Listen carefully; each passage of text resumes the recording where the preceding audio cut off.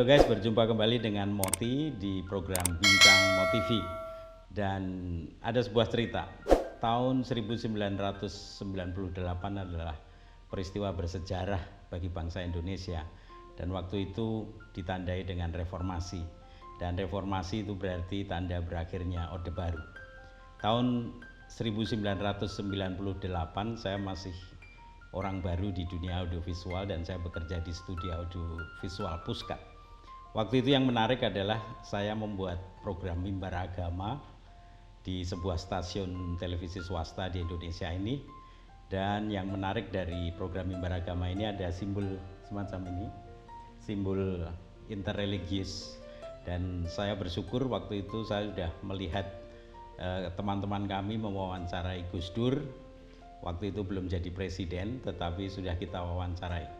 Dan yang menarik dari program mimbar agama yang kami buat ini adalah inilah mimbar agama yang pertama kali mengundang dari mimbar agama Katolik, mengundang biksu, mengundang Pak Kiai, mengundang umat Hindu, dan kita bersama-sama membangun sebuah dialog di dalam mimbar televisi. Dan di balik itu semua ternyata program mimbar ini juga didukung oleh teman-teman kami yang bergerak di dunia kerukunan antar umat beragama, di dunia interfaith, dan letaknya tidak jauh dari tempat kami ini, yaitu komunitas Dian Interfidei. Dan di komunitas ini ada perempuan muda yang waktu itu tahun 98 masih aktif sebagai perempuan muda dan sekarang masih tetap awet muda, dan sekarang ini ada bersama saya. Dan kebetulan tahun depan ini Interfidei merayakan 30 tahun usianya dalam perjalanan sejarah bangsa Indonesia ini. Dan saya bersyukur bersama saya ada Ibu Elga Sarapung. Walah, Terima kasih. Selamat sore Bu Elga. Ya, ini nostalgia juga. Nostalgia, ketemu lagi. Lihat ya. ini simbol ini juga. Dan masih awet muda ya. Oke guys. Baik Bu Elga. Ini kita nostalgia, dulu kita mimbar agama dengan simbol semacam ini, dan waktu itu Bu Elga ikut menggarap ini ya dengan Romo Rudi waktu itu ya. Dan Ibu kita Gedong, senang. Sekarang ini kebetulan ini kita ngobrol tentang Interfidei, Dian Interfidei, dan perjalanan Dian Interfidei sudah hampir 30 tahun ini. Kalau sedikit bernostalgia bagaimana dulu awal berdirinya, dan sebetulnya keprihatinan apa yang waktu itu ada di balik berdirinya Interfidei. Silakan. Ya. Jadi itu ide sebenarnya awalnya dari Pak Sumartana, TH Sumartana ya. Ketika Pak Sumartana masih kuliah di STT Jakarta. Skripsinya waktu itu tentang teologi agama-agama, kira-kira seperti itu. Yang sudah kami terbitkan. Skripsi tahun 75. Oh iya. Tapi karena isinya masih relevan, kita terbitkan. Nah, ada beberapa isu waktu itu ya. Kalau memang Indonesia betul-betul menjadikan agama sebagai kekuatan, ya.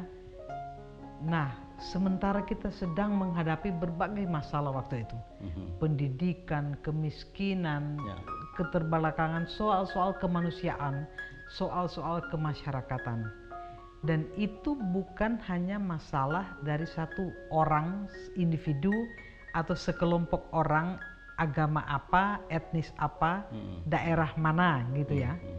Tapi itu sekalipun itu hanya sekelompok orang yang sungguh-sungguh mengalami kemiskinan misalnya, tapi harusnya itu menjadi masalah kita bersama. Oke, ya. Dan bagaimana keluar dari itu, mencari solusi? Harusnya kita bersama-sama, semua agama, semua etnis, ya bangsa Indonesia lah. Tidak ada kita bilang itu karena mereka yang miskin, biar urusan mereka gitulah. Mereka yang bermasalah, urusan mereka. Itu apa istilahnya ya? Kalau kamu sakit, dicubit ya itu urusanmu gitu. Yang sakit dan dirimu. bukan urusan saya gitu. Tapi harusnya itu menjadi keprihatinan kita bersama dan usaha bersama mencari jalan keluar. Dari situlah Interfidei muncul Sehingga kalau kita bangga dengan kemajemukan, maka inilah harus kita perkuat, bukan hanya dalam rangka perbedaan, bagaimana menjembatani perbedaan, tapi bagaimana perbedaan itu betul-betul menjadi kekuatan bersama untuk memperbaiki, untuk menjadikan kekuatan bangsa ini kekuatan yang positif. Itu ide dasar awalnya, ide dasar. Nah, yang menarik ini Pak T.H. Sumartana ini kan mahasiswa teologi. Teologi itu kan yang ideal-ideal, yang tinggi-tinggi tentang Tuhan itu, tapi bagaimana bisa masuk sampai kemiskinan, sampai situasi yang konkret. Pak Sumartana itu kan belajar teologi, tamat teologi, STT Jakarta lagi tahun-tahun itu. Tapi beliau bilang, saya sengaja tidak mau jadi pendeta. Jadi dia bukan pendeta. Tidak ditabiskan jadi pendeta karena dia bilang, saya ini orang berdosa, banyak dosanya begini. Tapi dia punya perhatian pada isu ini sungguh-sungguh. Dia belajar disertasinya tentang Henry Kramer, macam-macam ya. Bagaimana Islam dulu dan Kristen di Jawa.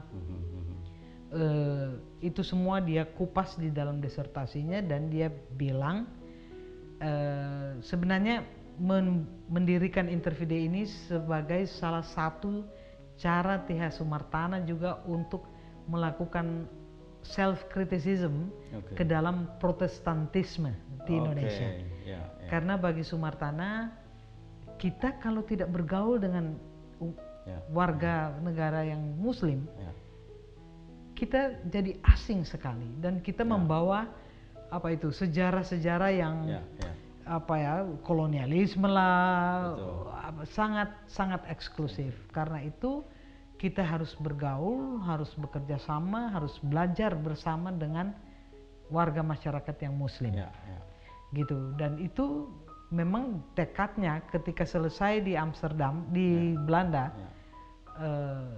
kembali ke Indonesia, mengajak beberapa teman, Pak Daniel Takidai, Pak Zulkifli Lubis, Pak Eka Dharma Putra,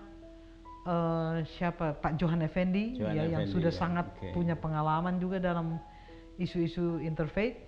Mereka lah kemudian yang duduk sama-sama, dulu belum ada email ya.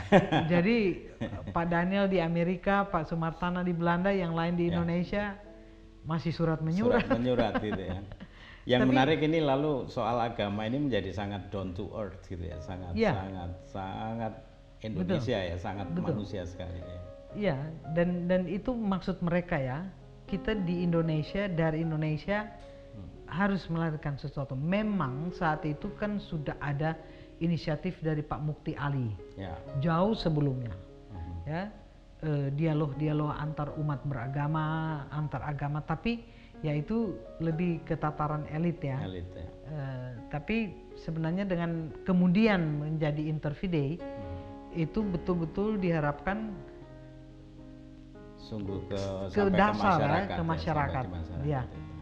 Baik, selain Pak T.H. Sumartana dan teman-teman tadi, apakah ada, kalau saya main ke Interfide ini, itu kan di Interfide banyak tokoh-tokoh agama yang muncul di situ, itu siapa saja, dan sebetulnya apa yang kita pelajari dari tokoh-tokoh agama ini? Gini, awal-awal Interfide selain nama-nama yang saya sebutkan tadi, ya memang masa itu laki-laki itu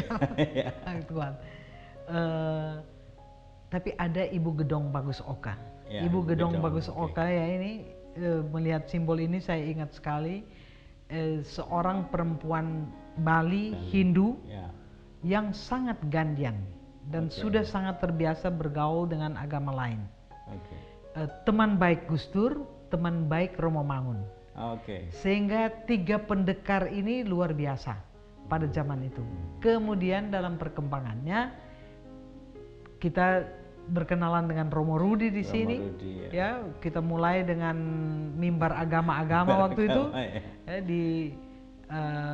lakukan penelitian, workshop pada saat itu, dan pertemuan dengan production houses dari beberapa TV waktu itu di sini, dan luar biasa. Dan idealisme kita sama, di daerah-daerah ada banyak, misalnya Ustadz Arifin Assagaf yang di Manado, yang luar biasa itu pimpinan Al-Khairat di Sulawesi, dan ada beberapa lain lagi tentu yaitu tokoh-tokoh seperti Gus Dur, Romo Mangun, Ibu Gedong Bagus Oke, Romo Rudi, siapa? Ada Biku Panya. Biku Panya Faro yang itu luar biasa, dan sampai sekarang kami seperti betul-betul keluarga.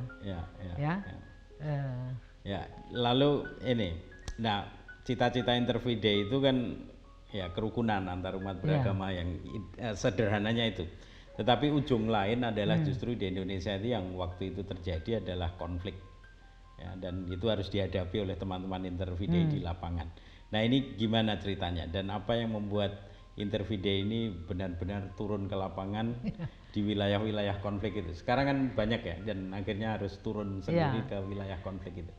Jadi ketika kan tahun-tahun awal Interfaith Day itu lebih fokus di Jogja saja. Di Jogja, tahun 97 kami mulai keluar. 96 sebenarnya ketika kasus itu Bondo. Itu kita mulai keluar ya. Bikin survei kasus itu Bondo itu apa sih penyebabnya, dan itu kami temukan itu betul-betul sangat politis. Nah dari sana kami melakukan evaluasi internal bahwa kita perlu sekali untuk menggerakkan pimpinan agama-agama berbasis komunitas. Jadi dari bawah, jadi bukan yang struktural, yang pejabat apa tapi betul-betul dari bawah. Karena pengalaman situ Bondo itu luar biasa. Nah lalu kita mulai ketika Ambon dan Poso. Itu betul-betul kami ketika 10 tahun, Interfaith Day 10 tahun melakukan evaluasi lagi internal, dan kami menemukan kenapa kok kita yang gerakan damai, perdamaian, dialog kayak tidak laku di masyarakat gitu. Ini kita harus bagaimana? Kita evaluasi antara lain, kita kalau pertemuan-pertemuan di hotel ya, mereka naik truk bisa ya, kita apa mau naik truk gitu. Kira-kira hal-hal praktis yang bagi kita tidak sadar. Itu sebenarnya berpengaruh untuk memberi efek atau tidak memberi efek kepada masyarakat. Lalu kita betul-betul bergerak, dan dengan jaringan kita di teman Ambon, di Poso, dan kerjasama dengan UKDW, dengan Gajah Mada, ada tim konflik resolution, peace building, apa semua. Kita akhirnya memang perlu sekali ke sana, walaupun kita pada saat itu bukan spesifik ke konflik ya, tapi ya kita belajar teori segala macam tentang konflik, tentang konflik resolution, mengirim tim karena memang perlu sekali ternyata di sana. Baik, Bu Helga, yang menarik adalah Interfaith Day ini semula di tataran pemikiran tapi lalu masuk ke dunia real, dunia konflik ya. Jadi cita-cita awalnya adalah kerukunan, keberagaman, dan saling rukun satu sama lain, tetapi realitanya yang ditemui adalah konflik di Indonesia ini. Itu dulu rasanya gimana perubahan dari pemikiran sampai ke jadi memang awal-awal, tahun-tahun awal kita lebih banyak ke bagaimana dialog itu antar agama itu kita betul-betul pada tataran itu tadi ya. Konsep dialog itu apa sih? Ngapain kalian mau berdialog dengan orang Islam? Ngapain kalian mau berdialog dengan orang Kristen? Apa perlunya gitu loh? Nama Interfaith Day aja Institut Dialog Antar Iman, itu kan sudah jadi pertanyaan besar yang kritis dari beberapa orang waktu itu. Apa iman memang bisa didialogkan? Nah, tapi bagi kami kata iman itu bukan sesuatu yang mengawang, yang ada di mana gitu, tapi iman itu justru realitas kehidupan, dinamika kehidupan, sehingga kenapa tidak kita berdialog tentang itu. Tentang iman itu ya. Dan kedua, pada masa itu sampai sekarang saya kira ya, kalau kita menyebut agama-agama di Indonesia itu lebih banyak ke soal-soal institusional. Oke. Ya, organisasi, kepemimpinan. Dan apalagi kalau mau lebih jauh ya tradisi, sejarah, tapi apa artinya agama? Apa artinya beragama? Nah, itu bagi kami jauh lebih penting, lebih esensi daripada sekedar agama sebagai institusi. Ya. Dan karena itu kita berani mendialogkan tidak hanya hal-hal yang kelihatan dalam arti non teologis. Kita justru mau masuk sampai ke soal-soal teologis. Bagaimana saya menghargai Romo sebagai orang Katolik atau siapa yang Muslim, tanpa saya tahu kenapa orang Katolik itu begini, kenapa orang Islam itu begitu, dan seterusnya. Sebaliknya, ya orang Hindu, orang Buddhis, kan itu prasangka masih luar biasa, stereotip masih luar biasa. Bagaimana meminimalisir itu? Karena itu dalam setiap kegiatan kami bukan hanya soal tataran teori konsep, tapi perlu sekali pengalaman berinteraksi, berjumpa, dan di situ dialog-dialog itu terjadi. Di situ bagaimana cara meminimalisir prasangka, stereotip, bahkan stigma perlu terjadi.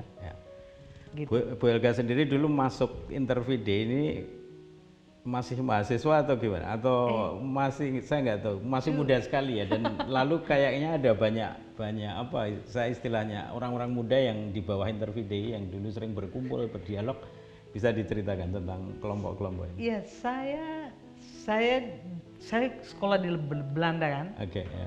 Saya sekolah di Belanda, belajar tentang ekumenika. Yaitu bukan hanya gereja-gereja ya. Tapi juga soal agama-agama, bahkan ideologi-ideologi. Sehingga saya sendiri yang pengalaman hanya dari Gorontalo kan saya.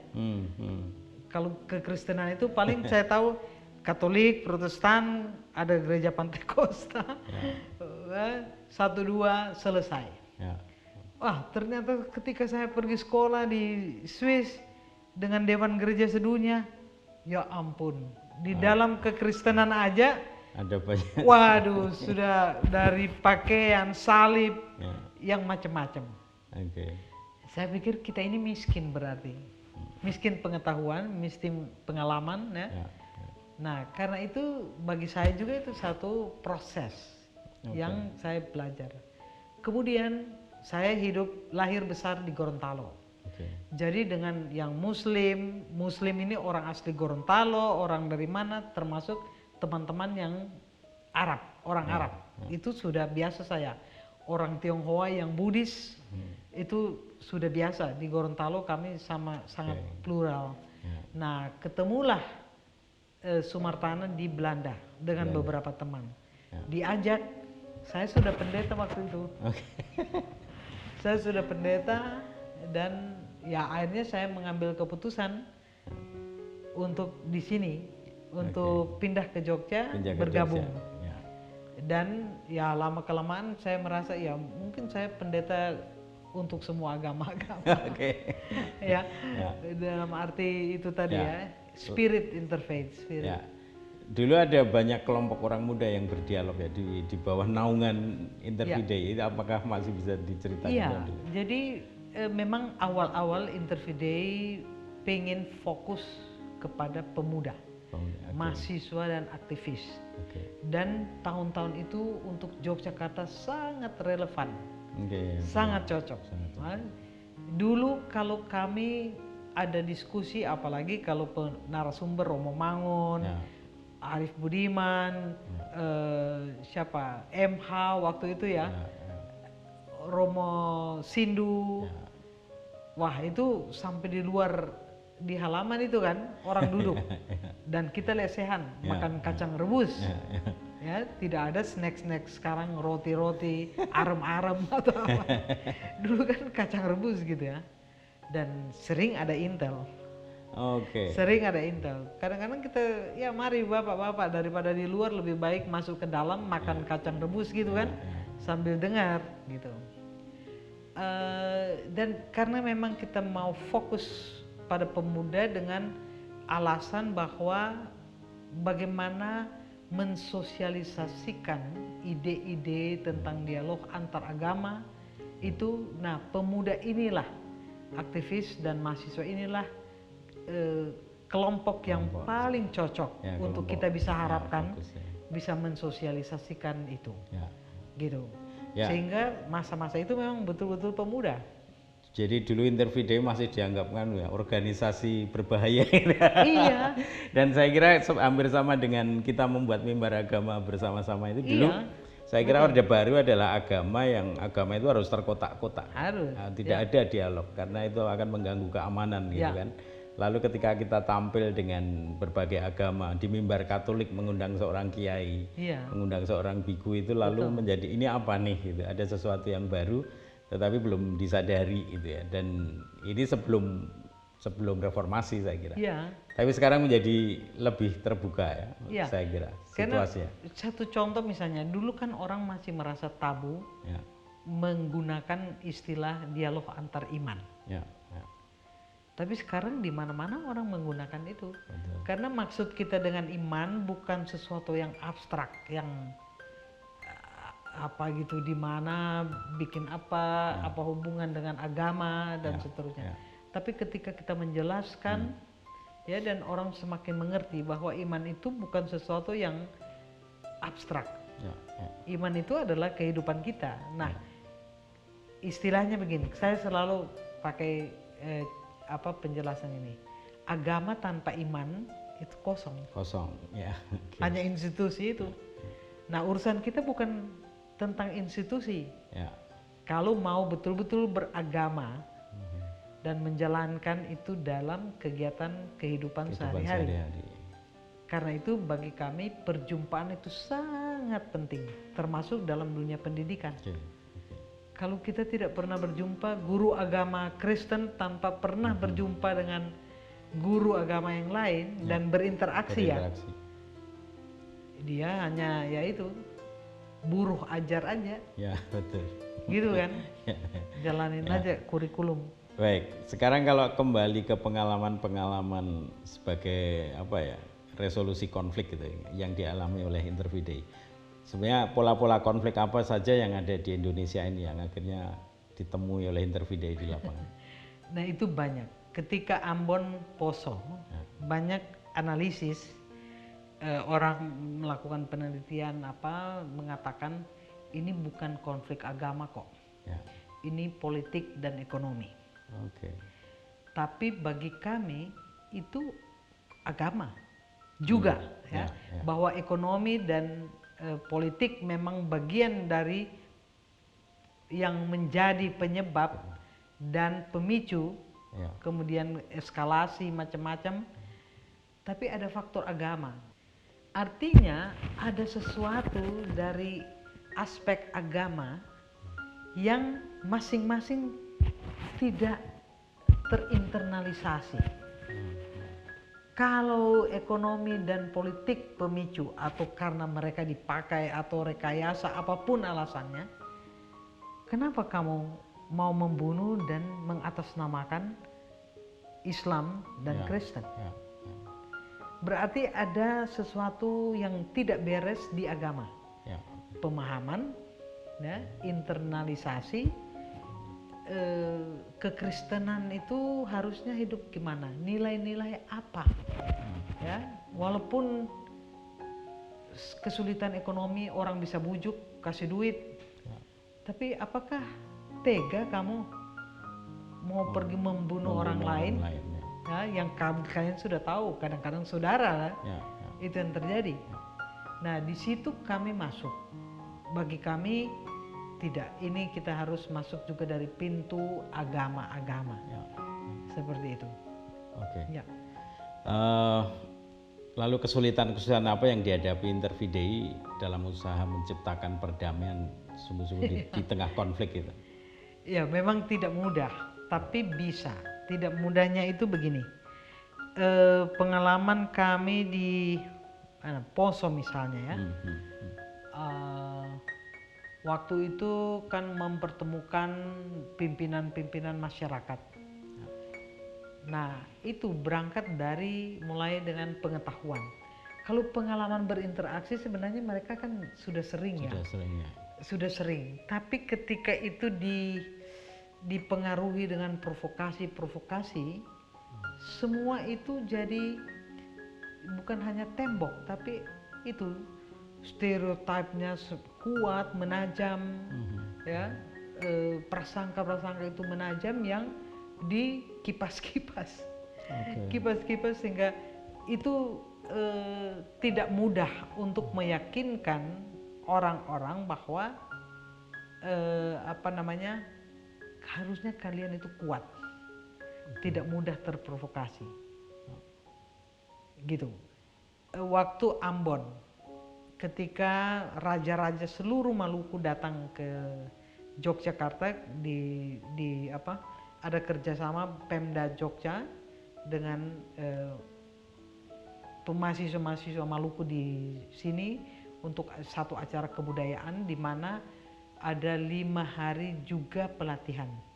Pak Ihsan Malik sama saya jadi fasilitator. Nah, raja-raja ini kan waktu itu juga pimpinan lapangan gitu kan. Raja Kristen dari daerah Kristen, raja yang Muslim dari daerah-daerah Muslim. Wah itu masih panas-panas itu. Saya bilang ke Pak Ihsan Malik, ini kita perlu mulai menyentuh ke mereka. Ya soal tadi itu prasangka, stereotip apa itu. Mungkin mereka tidak sadar kan? Tidak sadar, tapi itu ada. Mereka miliki gitu. Nah, ketika dalam proses kita coba dengan cara-cara metode-metode yang apa, itu orang sampai nangis, orang baru tahu gitu bahwa iya ya ternyata kita begitu, ternyata begitu. Sama guru-guru di Poso ini sudah sekian tahun selesai konflik ini. 2014-2016 kita adakan kegiatan. Tolong kita dipertemukan antara guru-guru yang Muslim dan guru-guru yang Kristen. Kami sejak konflik itu sampai sekarang belum ketemu waktu itu. Waduh, benar ketika kita mempertemukan mereka dan minta mereka bercerita ya. Kan ini bagian dari trauma healing juga. Iya toh? Bagaimana mereka betul-betul ya itu masa lalu itu ya kalau bisa betul-betul masa lalu dan jadi pembelajaran untuk masa depan. Jadi tidak mudah, tapi kita bisa dan kita harus mulai.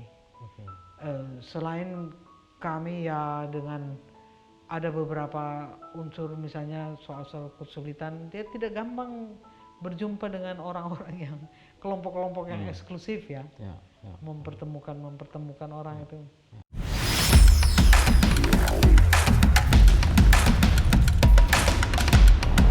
Gitu. Malah gampang terbakar gitu ya. Apakah ini yang salah di mana ini sebetulnya dalam soal agama? Dalam arti begini, kenapa kita ini semua ya dari agama manapun kok sekarang betul-betul cenderung lebih pingin eksklusif